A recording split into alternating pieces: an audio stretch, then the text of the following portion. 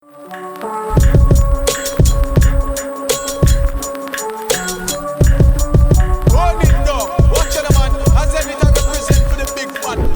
morning, guys. Today we're gonna show you the brand new Audi Q8. They call me crazy, baby, shady one, that old sparks. I ride that rhythm, straight precision like them old knocks. Got the curly afro nowadays, I used to have a Caesar. I eat some pizza with Lisa, then charge it to a Visa. It's the car of partners of ours, WheelMarket24, and they really quite strongly modified the car, and they reached out to us for a performance increasement, and of course we're happy to provide. Actually, I think we already finished the development, right. So we're just gonna show you like the final results and how much faster the car will be. But maybe first about the modifications of the car, if you follow us around. First, it doesn't look stock because of the wrap, of course, but second, it has like 23-inch MB design wheels, which are completely crazy huge. Also, the tires are 295 in width, so it's basically bigger than any other car on the road. You have to buy a truck to get bigger than this. It's really, really crazy. It's not exactly an understatement car, but if you like the attention, it's really, really great, and we both kind of like it. You just have to accept that people hate you on the road a little bit, but that's okay. Dani, maybe you can tell us a little bit about the engine in this car? Yeah, I mean, as you mentioned, 3.0 TDI. 210 kilowatt in stock, so 286 horsepower, Euro 6C10, so latest emission standards. Also, the 3.0 TDI, the little brother with 200 kilowatt, was one of the first engines that actually introduced the Send technology in like a mass market engine. To explain Send a little bit, basically it's just another technology to transfer signals. So before that it was mainly analog or frequency signals. Now they introduced Send, which is basically another way to transform. It's like digital. Yeah, it's a digital signal, but just to transfer data from the sensor to the user, basically. Nothing really special, and we are able to handle that signal, of course. Yeah. To which sensors are we connecting the RaceChip for this car? It is a camshaft sensor to pick up the RPM, turbo boost pressure sensor, which is the send sensor, and a common rail sensor to increase the amount of fuel that is injected to get performance, actually. Yeah. And installation is quite manageable? You have to remove the air filter, which is on top of the engine. Yeah. But after you remove the air filter, you're basically done in a few minutes. Okay. Cool. Basically, it's the same installation as on the Touareg, because it's the same like of family. Course, same platform. Exactly. I think it's both the MLB platform, which is also used for the Cayenne, the Lambo Urus, and basically all the VAG stuff. Yeah, so you have to remove the air filter, but after that you're fine. I mean, it's easier on the A6 and A7 platforms because you don't have the air filter on top, but still it's manageable. Easy to do it yourself. Yeah, and of course you're getting an installation guide. Yeah. Besides that, we are working on a TÜV certification for our German and Austrian clients, of course. Yeah. So everything is can get into the car papers. Okay, cool. Most important thing now, the car weighs more than 2.2 tons. So even though the V6 TDI is quite strong in stock already, it has to move quite a weight. So in my opinion, it's really a good idea to get a performance increasement for this car. And so, like, getting the hang to you, how much performance did we get out of the engine? We got 327 horsepower, as you can see here, and around 660 newton meters of torque.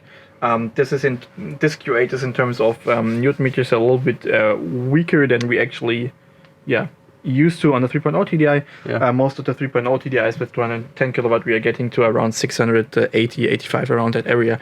But still everything in like serial tolerances area.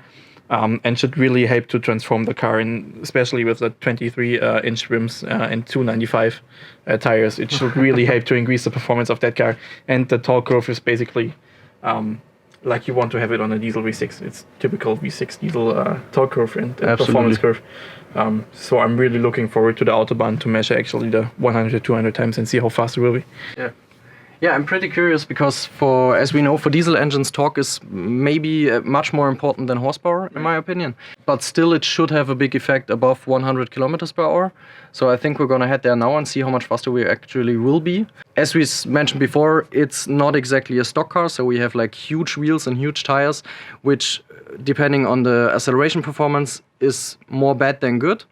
But I think it won't be too bad, and especially with the performance increasement, we should be able to get pretty good values. And it looks good though. So yeah, it looks good. That's my opinion too. I mean, for a car like this, it's not a Porsche. You don't want to have like peak performance. You want a nice car, which is fast, which is torquey, and that's what you get. So let's go and see how fast we can be. I'm picture perfect, sick of verdict, know you heard it, homie. Now can you tell me though what happened to community? It ain't no more than Queen Latifah's daughters preaching unity.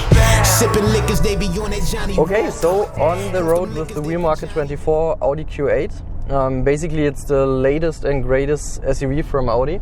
And also, it's one of those very trendy SUV coupes. Yeah, maybe about the car in general as it comes from Audi.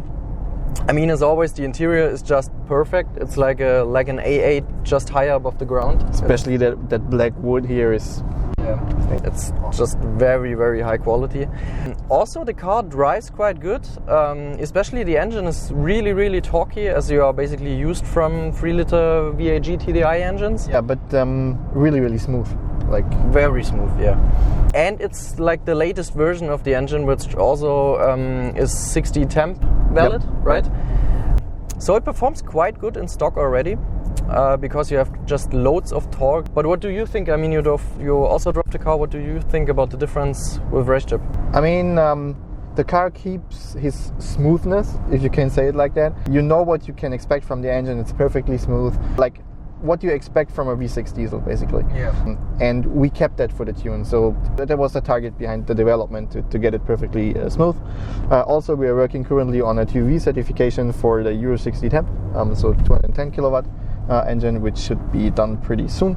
Yeah, but I also think the times should drop quite noticeable. Yep. And we're there soon, so I think as always we're gonna start with stock measurement, do the RaceChip measurement afterwards, and we'll be right back. One thing to add, keep in mind we are driving on 23-inch rims. That's correct. That will have some impact on the time as well. They look really good, but it's not exactly an like performance setup, right? No, but it doesn't matter for that car. It doesn't. Okay, so let's go. They put Johnny in the walker. Humbles the new cocky poppy, sloppy with them seconds though. Wavy with the C, the either ether, spit it, let it go.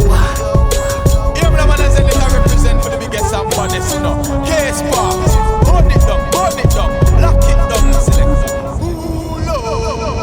Hey yo, bigger the flow though, that be a no-no. The kick of the popo, move it in slow-mo, jump like a pogo, but so. What you feel, see it's irrelevant to people. I just stay with that steel, see verbally I'm Magneto, we know. See everybody about to tell you I'm cold, dude.